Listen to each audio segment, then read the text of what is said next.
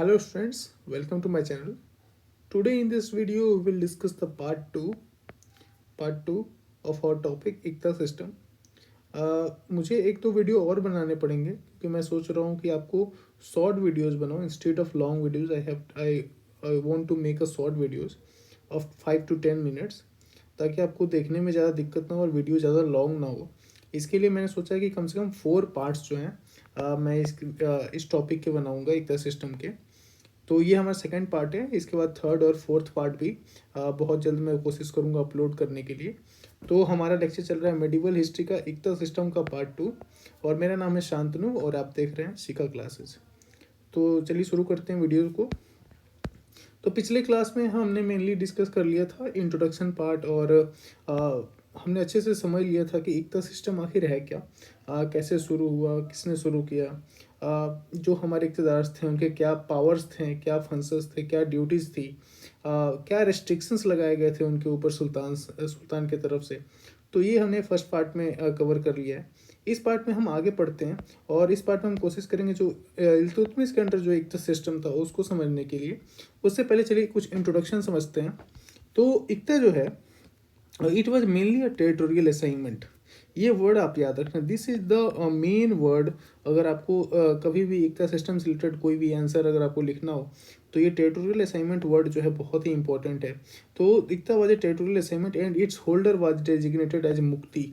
जो इसका होल्डर था उसका जो पोस्ट था उसको जो हम लोग मुक्ति कहते हैं. So who are Mukti? Muktis who hold Ikta should know that they have no claim on the subject peasant रियाया. तो जो भी मुक्तिज हैं जो होल्ड कर रहे हैं इक्ता लैंड को, वो जानते हैं कि उनका जो है कोई भी क्लेम नहीं है सब्जेक्ट पे. कौन से पीजेंट पे, जो भी किसान है उन पे, जो कि टैक्स दे रहे हैं, जो भी रिवेन्यू जिनसे हम जो जिनसे रिवेन्यू कलेक्ट कर रहा है मुक्ति. Other than collecting from them in a proper manner the due tax mal land tax. If any muqti does anything other than this then the king should take away his power and resume his iqta. क्या कह रहा है कि जो हमारा मुक्ति है, ठीक है, जो हमारा मुक्ति है वो लैंड टैक्स लेने के अलावा अगर पीजेंट के साथ, ठीक है ना, जिसे वो टैक्स कलेक्ट कर रहा है उसके साथ कोई भी वो मिसबिहेव करता है या फिर कोई भी ऐसा इनअप्रोप्रिएट बिहेवियर करता है तो जो हमारा किंग है, ठीक है ना, किंग जो है उसको उससे जो है वो इक्ता का जो पावर है वो उसे वापस ले सकता है. तो यहाँ पे साफ तो देखें, if any muqti does anything wrong और एनीथिंग अदर देन दिस मतलब क्या, टैक्स कलेक्ट करने के अलावा अगर आप कुछ भी करते हो, यानी कि अगर आपको टैक्स 10% कलेक्ट करना है और आप 20% कलेक्ट कर रहे हो तो भी जो है किंग जो है आपको आपके जो पावर्स हैं वो आपसे छीन सकता है.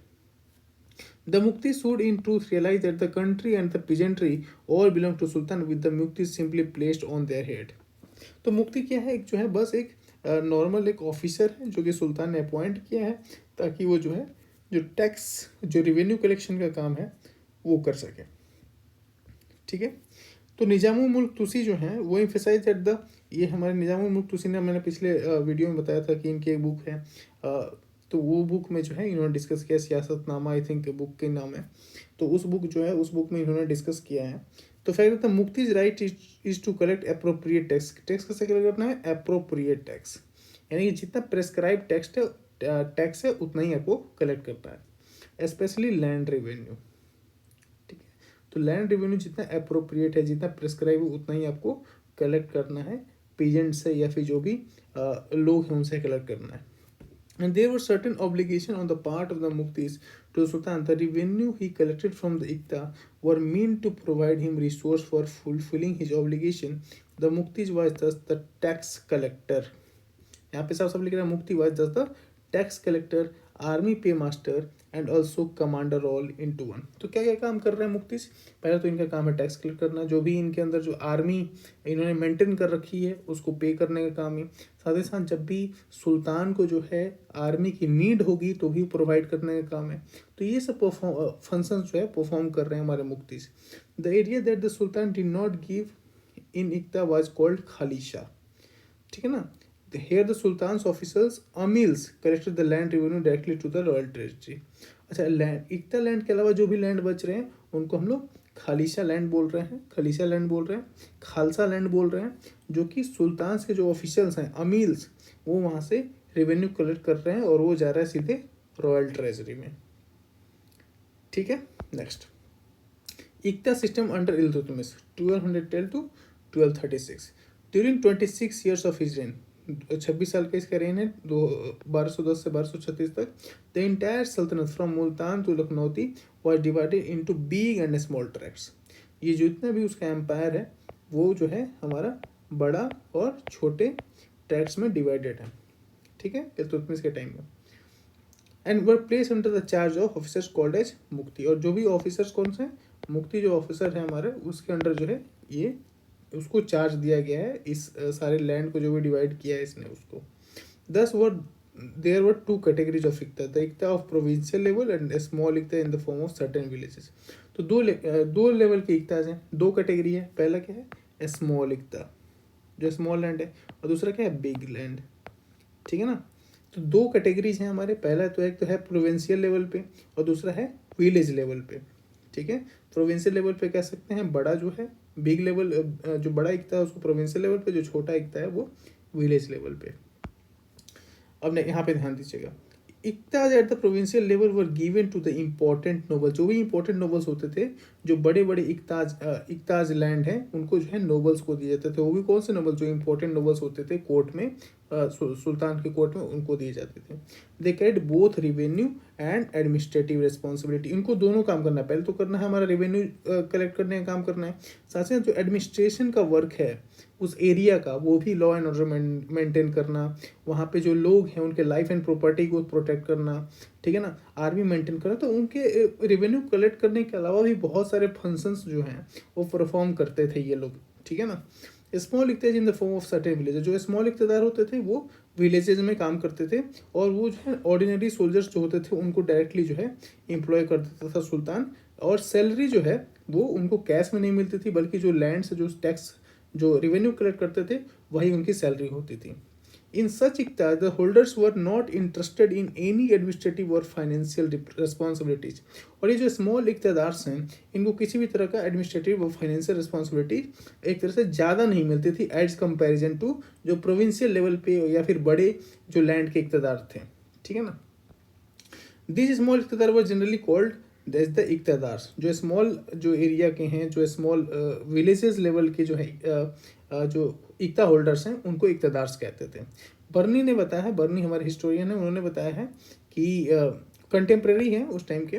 तो बर्नी ने बताया है कि उस टाइम में लगभग 2000 जो है इक्तदार इल्तुतमिश के रेन के टाइम, इल्तुतमिश के समय के टाइम में जो है 2000 इक्तदार्स थे।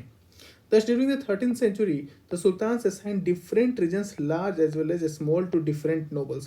तो लार्ज जो हमारा लैंड है या फिर स्मॉल लैंड है वो डिफरेंट नोबल्स को जो है सुल्तान जो है असाइन कर रहा है, who were required to perform administrative, fiscals or military functions. These are the functions which were performed by the इक्तदार्स और मुक्तिस। द सुल्तान, चाहे वो एडमिनिस्ट्रेटिव फंक्शंस हो, फिजिकल फंक्शंस हो या फिर मिलिट्री फंक्शंस हो। ठीक है ना, द सुल्तान sought to enlarge their own खलीशा। He is said to have appointed a slave हो गया यहाँ पे, a slave of his as the सहाना ऑफ द खलीशा of Tabarhind Bathinda. Apparently Delhi and its surrounding districts also were included in the खलीसा land. तो सुल्तान जो है अपना खलीसा लैंड भी एक्सपेंड कर रहा है, और वो जो है इसके ऑफिसर के अंडर जो है उसको चार्ज दे रहा है। ठीक है, तो चलो ये हमारा वीडियो कंप्लीट हो गया, ये हमारा सेकंड पार्ट था। और नेक्स्ट वीडियो में हम बात करेंगे इक्ता सिस्टम अंडर बलबन के अंडर, और फिर खिलजी। ये दो पार्ट जो हम थर्ड वीडियो में कंप्लीट करेंगे, और फोर्थ वीडियो में हम तुगलक प्लस शेरशाह सूरी ये हम फोर्थ पार्ट में कवर करेंगे। और मैं सोच रहा हूँ एक और पार्ट बनाने के जिसमें हम लोग कवर करें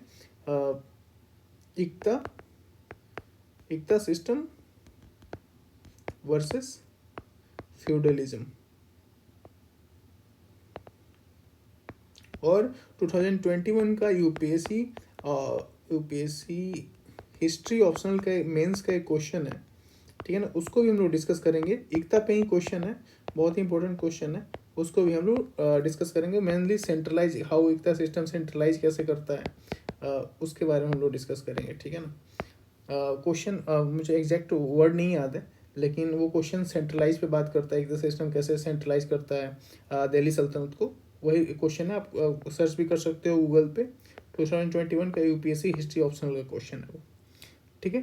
तो ये वीडियो यहीं एंड करते हैं। अगर आपको वीडियो अच्छा लगा हो और मेरे कॉन्सेप्ट आपको क्लियर हुआ हो तो वीडियो को लाइक करें, चैनल को सब्सक्राइब करें और बेल आइकन को जरूर प्रेस करें।